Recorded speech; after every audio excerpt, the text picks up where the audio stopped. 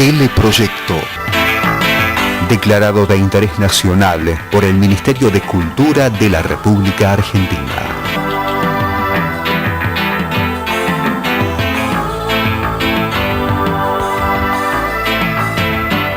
Dirección General, Francisco Fasano.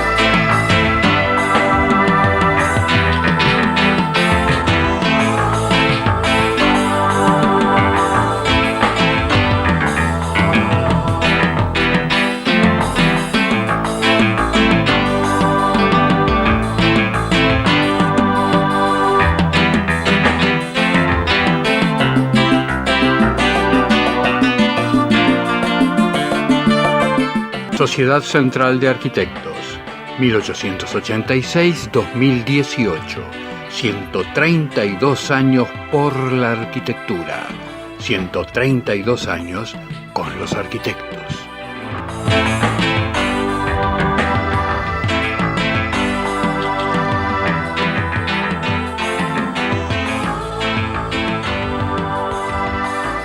Ya podés ser parte de la Universidad de Morón, con más de 80 propuestas académicas, carreras presenciales y a distancia, con anexos en Capital Federal y Gran Buenos Aires. Informate al 5627-2020 o en www.unimoron.edu.ar.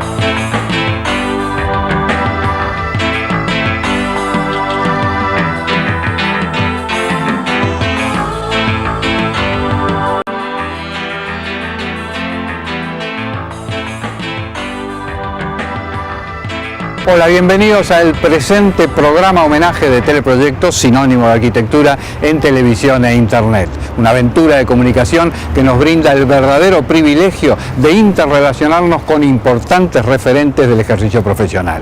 Ese fue el caso del gran Clorindo Testa. Al parecer dicen que por intermedio del Papa Francisco hizo llegar 2 dibujos al cielo con sus ideas sobre cómo debería refuncionalizarse el espacio. El grupo de asesores del gran jefe, con San Pedro a la cabeza, quedaron maravillados con el proyecto y también por su colorido y su simplicidad. Lo aprobaron, pero pusieron una condición, que fuera él quien lo llevara adelante. Esta vez tampoco rehuyó el desafío. El 11 de abril, sin equipaje, fue a cumplir con el encargo. En el programa de hoy compartiremos con todos ustedes una de las últimas entrevistas que le hicimos en su estudio, donde repasa su trayectoria como artista y como profesional. Clorindo nació en Italia, que es una cosa distinta de que es italiano, porque en realidad fuiste a nacer. Claro, papá quería que yo naciera en Italia. Entonces hicieron el viaje, nací y volvimos. Ese italiano más porteño que el obelisco, que es ciudadano ilustre de Buenos Aires, tiene una vinculación también con lo que es Buenos Aires, tal es así que Cortázar en Rayuela habla y te menciona. Sí, me acuerdo. Y también Sábato menciona en De Héroes y Tumbas. Uno, el del aspecto del pintor, y otro del aspecto del arquitecto. Precisamente las dos disciplinas que confluyen y que haces en forma simultánea. Contame un poco cómo vivís estas dos pasiones. Mira, funcionan juntas las dos cosas y funcionan juntas desde un principio. O sea, cuando me recibí, que después estuve en Italia 2 años y que después volví, cuando volví hicimos el concurso de la Cámara de la Construcción con Rossi, Gaido y Davinovic, que lo ganamos. Y al mismo tiempo hice la primera exposición de pintura en el año 52, la empecé a preparar en el 51, en la Galería Van Riel. Y ahí empezaron las dos actividades. Por eso siempre creo que las actividades dependen mucho de tus padres, porque papá era médico y cuando yo tenía 14, 15 años me preguntó qué iba a hacer, yo le dije que iba a ser médico. Entonces dijo de ninguna manera, con lo cual se terminó la medicina. Ahora, si mi padre me hubiera dicho, médico, perfecto, porque él lo era, a lo mejor sería médico ahora. Y pertenecería al grupo de médicos pintores.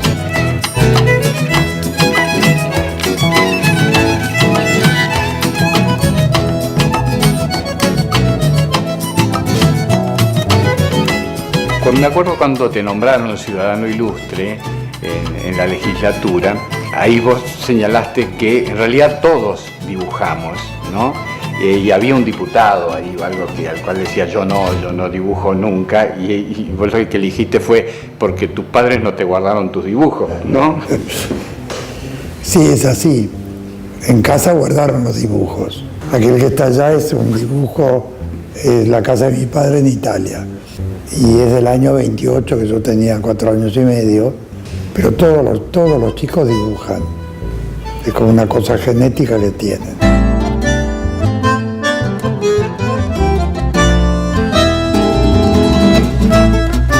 Un concurso que ganaste en La Pampa, en Santa Rosa, eso fue en 1956. Pero años después, en el 81, ganás una ampliación. Te volvés a encontrar con tu propia obra.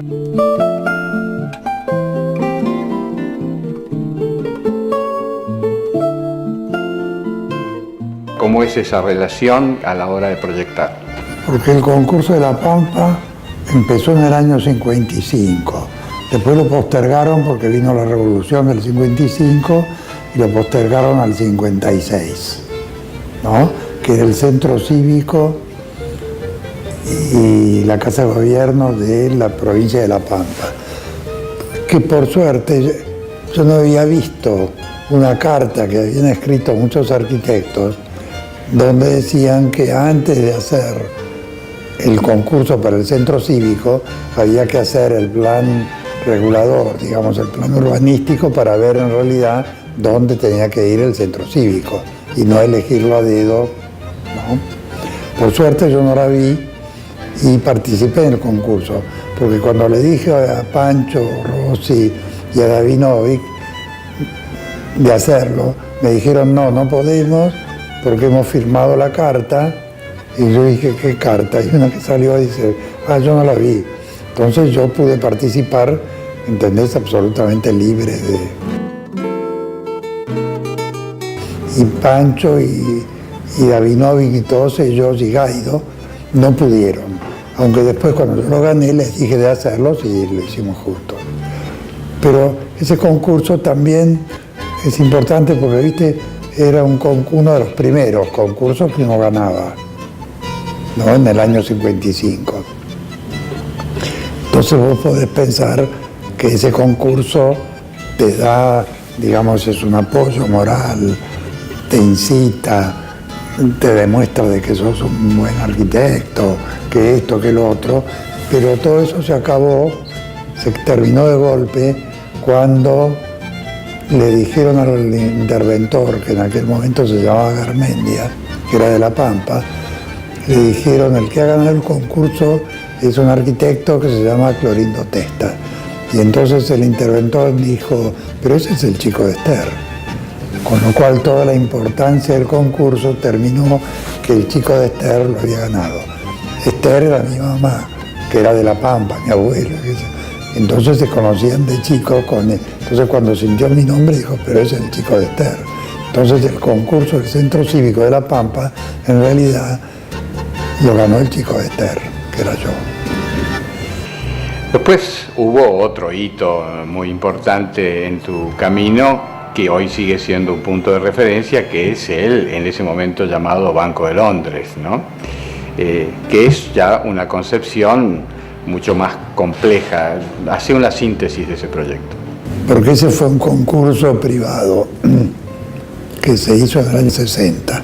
La Casa Central en Londres había mandado a un arquitecto que era Gerald Wakeham, que estuvo muchos años en Buenos Aires, después falleció acá, porque se quedó, ¿no? Para que estuviera un año acá, organizara el concurso, viera qué estudios invitaba, después hiciera un análisis de las propuestas, dijera cuál era la que a él le parecía mejor y que enviara todo al directorio del banco en Londres.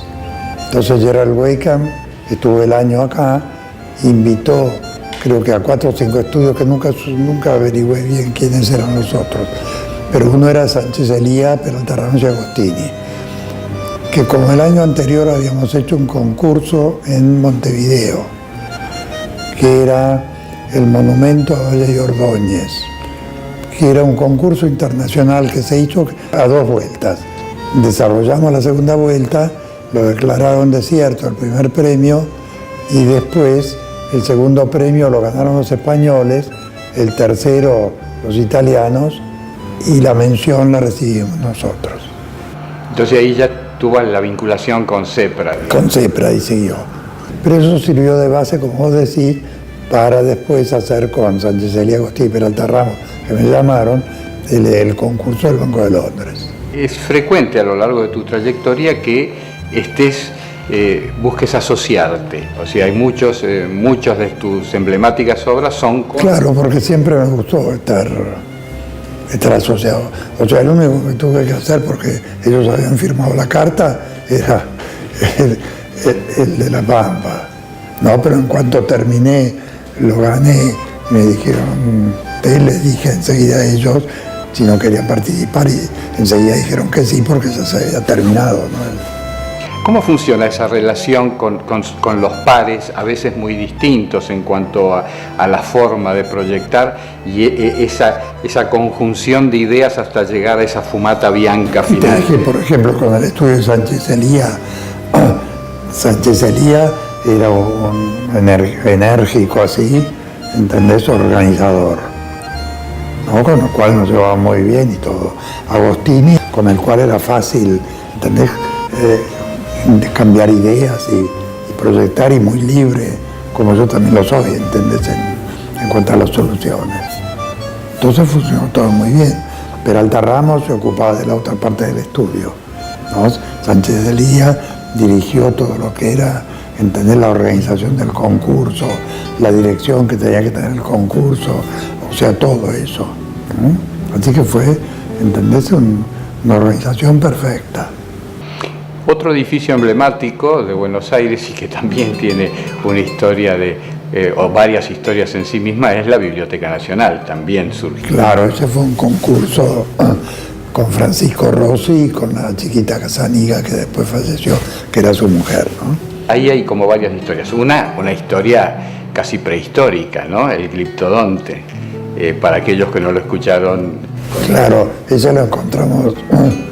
Y me di cuenta varios años después, porque debajo del Gran Gomero, cuando la máquina cortó, quedó el semicírculo, ¿entendés?, de la caparazón del gliptodonte. Mitad se destruyó y mitad quedó enterrada. Entonces, al cabo de un tiempo, vinieron del Museo Paleontológico, lo sacaron y se lo llevaron. Ahora, eso lo usaban, yo creo que lo usaban como habitación, como refugio. Porque cuando vos encontrás la caparazón del gliptodonte, nunca encontrás el esqueleto, porque hay un esqueleto, el gliptodonte tiene un esqueleto, una cola, ¿entendés? Eso no está nunca. Se encontraba la caparazón porque le ponían 2 palos y el tipo se sentaba abajo de eso y lo protegía de la lluvia. sea que sería un ser humano que utilizó la caparazón del gliptodonte como cueva, como cueva. Y esa fue la que se encontró abajo de ahí, abajo del gomero, era eso. Y después de varios años me di cuenta que en realidad la estructura del gliptodonte, con la caparazón, las patas largas que apoyaban en el suelo, la cola, todo el cuerpo que estaba suspendido de esta caparazón, ¿no? Y las cuatro patas pasaban alrededor de este cuerpo, era, si vos haces un dibujo exagerado, era igual a la biblioteca. Entonces vos podías decir de que el gliptodonte estuvo siglos metido ahí abajo, y cuando llegó alguien que se le parecía a él, entonces dijo que había llegado el momento de retirarse. Entonces se fue. Y ese nuevo gliptodonte de la Biblioteca Nacional, que estuvo postergado largamente, tenía desde su inicio una concepción que era con parasoles. Sin embargo, aún hoy seguimos viendo que está sin parasoles. ¿Qué pasó? Claro, si yo me hubiera dado cuenta, tendría parasoles. Pero resulta que me llamó Gancedo, que en aquel momento era secretario de Cultura, ¿no? Entonces me llamó y me dijo que al día siguiente se iba a llamar a licitación, ¿entendés? La terminación, porque ya creo que la estructura estaba hecha de hormigón. Y entonces, en el discurso que era Galtieri, termina diciendo, dirigiéndose a los ingenieros, creo que era, que hacían el llamado a licitación que habían preparado, les terminó diciendo: afilen el lápiz. Entonces fue una orden, afilar el lápiz. Entonces el único rubro, entendés, que estaba global, porque las carpinterías no las podías cambiar, porque había que hacer todas las cuentas, los pisos tampoco, o sea, todo volvía, había que, en cambio había un rubro que decía parasoles, supuestamente 600.000 pesos. Entonces eso era fácil de quitar. Entonces se quitó. Enseguida me dijeron: no, eso es provisorio, porque... Pero hay un dicho que francés que dice que no hay nada que dure más que lo provisorio. Entonces eso ha seguido durando y va a estar siempre así. Esperemos que no, capaz. No, porque está reemplazado por los papeles, viste, que le pegan en las ventanas. Y yo creo que eso reemplazan a los parasoles. Es la fachada que da al oeste. La otra fachada sigue sin papeles. Y ahora hay una continuidad también de algo que en su momento estaba previsto, no sé si igual. ¿Cómo es esto que se está llevando a cabo? Al Museo del Libro. Claro, ahí hicimos el proyecto del Museo del Libro, que es un pequeño edificio para guardar los libros antiguos que hay en el depósito de la biblioteca. O sea, hay depósitos, libros debe haber del 1600 y del 1700 desde ya, que están en una especie de tesoro que va a estar ahí y que van a poder ser accesibles al público.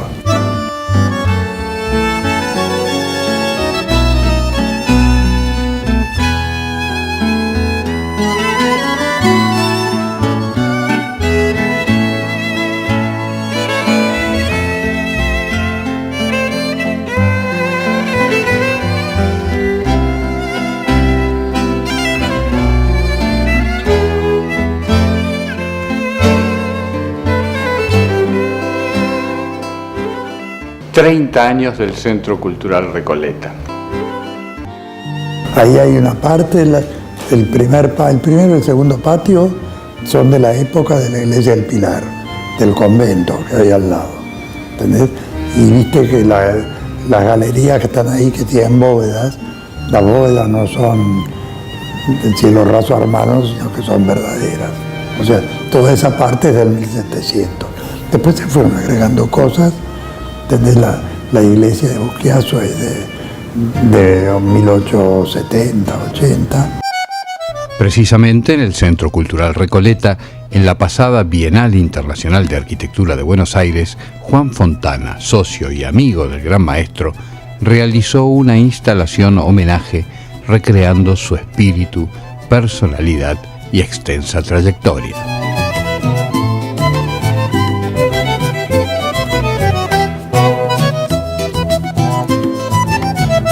Podían faltar sus clásicas esculturas con los coloridos puntales de encofrados, una síntesis de su esencia de artista quedó reflejada en sus agendas, donde su inquieta mano convertía a las obligaciones cotidianas en un juego cromático. Y volvemos ahora al diálogo con Clorindo, esta vez para referirnos al Auditorio de La Paz. Y una cosa que llama la atención es la excelente acústica, a pesar de que no hay ni una puerta que intervenga e interfiera entre el acceso y el lugar. No hay puerta, pero, o sea, esas rampas, escaleras que las acompañan a los dos lados, ¿entendés? Es como si te fueran preparando a lo que vas a ver o a oír. Después, o sea, hubo alfombras, o sea, cosas acústicas, ¿entendés? Que hicieron que la acústica fuera bastante buena. E igual hay como una especie de ir espiando antes de llegar, ¿no? Claro, vas viendo porque hay agujeros, podés ver el interior de la sala.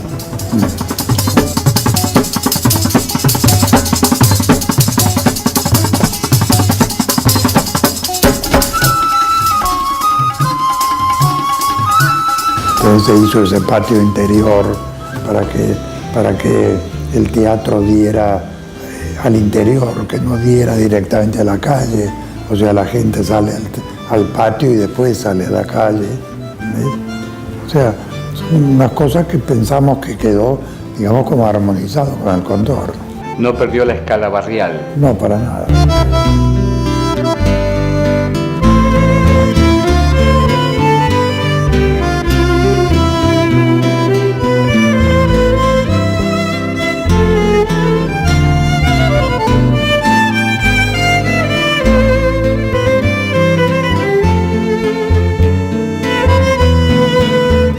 Ese respeto por el entorno encontramos en el Colegio de Escribanos, que bueno, había una búsqueda de vincular los balcones curvos del entorno, y esos balcones terminaron siendo desde otra mirada los parasoles. Parasoles.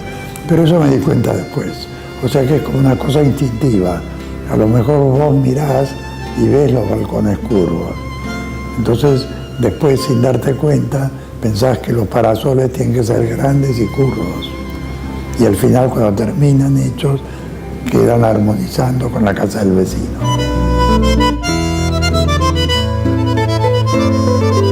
Esa búsqueda del movilizar a la gente con los desplazamientos dentro de las obras se ve plasmada muy particularmente en la Universidad de El Salvador en Pilar, ¿no? Donde termina siendo un mirador. Sí, termina siendo un mirador. ¿Entendés? Porque siempre es bueno que en tu casa haya un mirador al cual no subís nunca, pero basta que subas una vez sola, porque eso es del mirador del Pilar, que está mirando el horizonte, porque esto está al costado de Pilar, a 3 kilómetros más o menos de la Panamericana, pero hacia el río. Entonces, desde donde está el edificio, el auditorio del Pilar, hacia el río, eso es un panorama abierto, ¿entendés? De plantas, ¿entendés? No hay nada construido. En los concursos siempre señalás la diferencia que existe en la relación con el comitente. Hay un comitente real, que es aquel que pide algo y después opina. Y hay un comitente casi virtual, que es que lo pide por escrito en las bases de un concurso. Claro, entonces vos tenés que interpretar vos lo que te dice el comitente. O sea, vos al mismo tiempo sos el comitente y el arquitecto. Cuando proyectás una casa, no sos vos el que va a vivir ahí.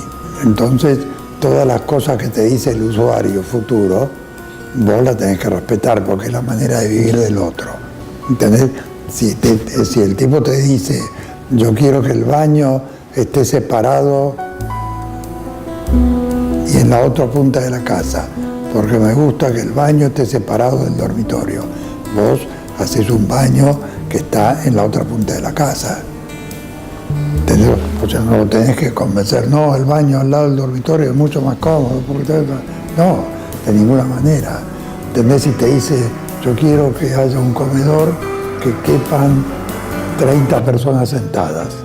Vos no lo decís, Pero ¿para qué va a invitar a 30 personas? La puede invitar de a 10. Entonces haces un comedor para 30 personas. Pero existe una tendencia de muchos arquitectos de querer convencer al comitente de que haga algo diferente, puede ¿no? ser, pero vos tenés que interpretar al comitente. Y en el caso de los concursos, por ejemplo... Claro, el comitente ahí está callado, está todo escrito. Claro, vos te imaginás el personaje que va a vivir ahí, porque en el fondo las bases te lo decían. O sea, si vos haces un concurso y van a hacer unas casas en el centro de la provincia de Misiones, vos te imaginás cómo es el que va a vivir ahí. No es uno que vive en Callao y Santa Fe. Entonces tiene sus costumbres. Y vos más o menos sabés cómo son las costumbres.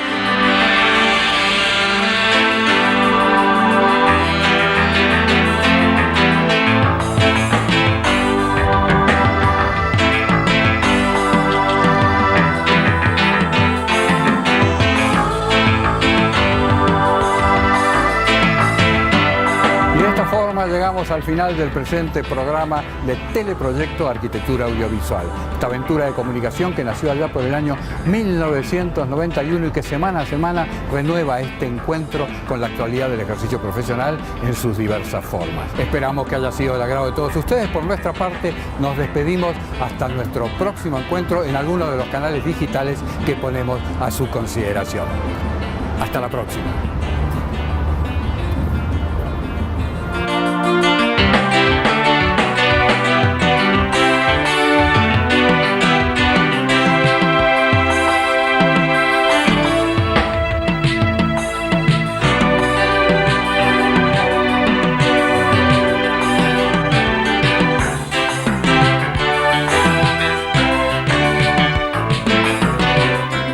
Sociedad Central de Arquitectos, 1886-2018, 132 años por la arquitectura, 132 años con los arquitectos.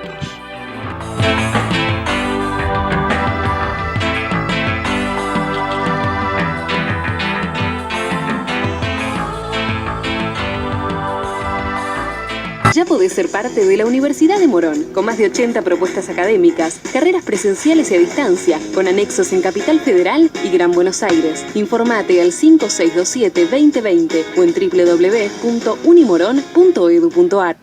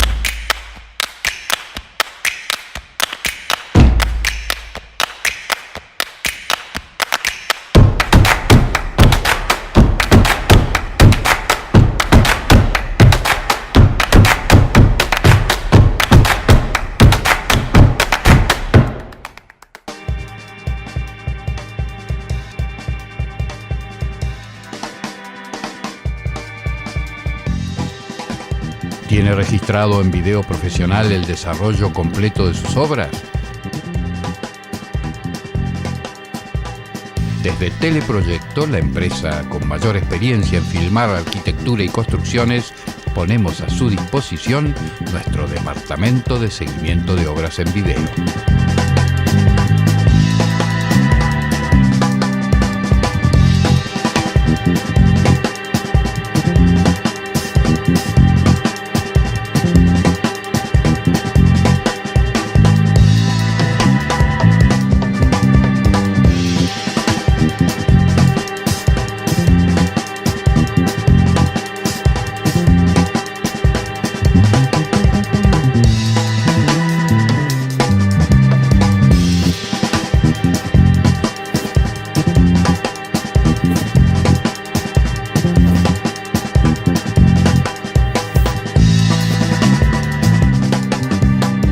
Es otro servicio de Teleproyecto, la construcción en imágenes.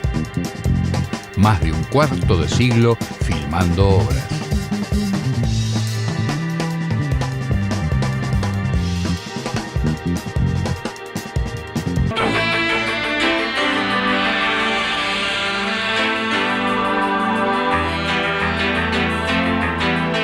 Fue una producción de Teleproyecto, www.teleproyecto.com.